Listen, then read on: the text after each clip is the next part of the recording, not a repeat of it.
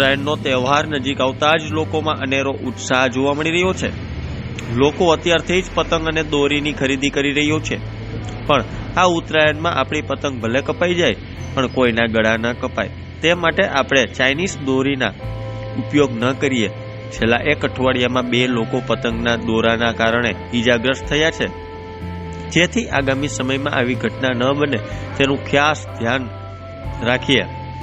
આરટીઓના અધિકારી કેતન ખપેડે જણાવ્યા મુજબ મકર સંક્રાંતિનો તહેવાર નજીક આવી રહ્યો છે, ત્યારે સૌ કોઈ તકેદારી રાખવી જોઈએ અને પક્ષીઓનું પણ ધ્યાન રાખવું જોઈએ। ત્યારે જુઓ મારો ખાસ અહેવાલ।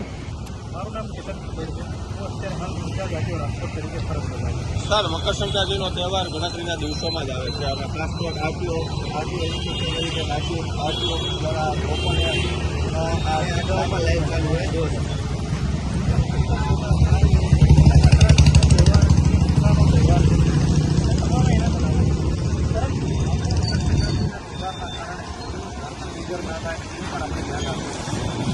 જ્યારે આપણે જોઈએ છીએ કે જ્યારે તમે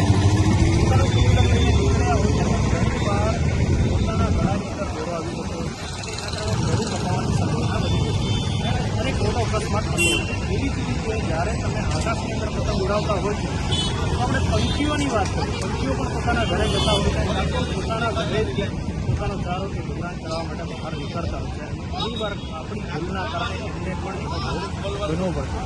આવો બનાવ ના બને અને માનવ જીવનને જાનહાનિને નુકસાન ના થાય તેથી આપણે ચાઇનીઝ દોરાનો ઉપયોગ ટાળીશું।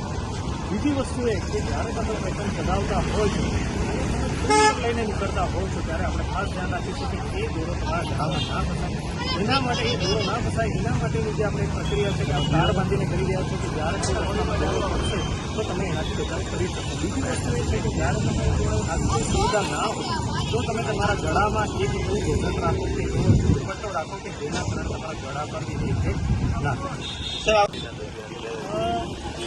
આવા કેસો ઘણા બધા બનતા હોય છે, પરંતુ આપણે હાલ રાજકોટની જ વાત કરીએ તો લાસ્ટ 1 વીકની અંદર આવા 2 કેસ બન્યા છે અને એમાં પણ એક 2 ઇજાઓ થઈ છે કે નાના બાળકને ગળામાં વધી છે, ગળામાં એનો ખૂબ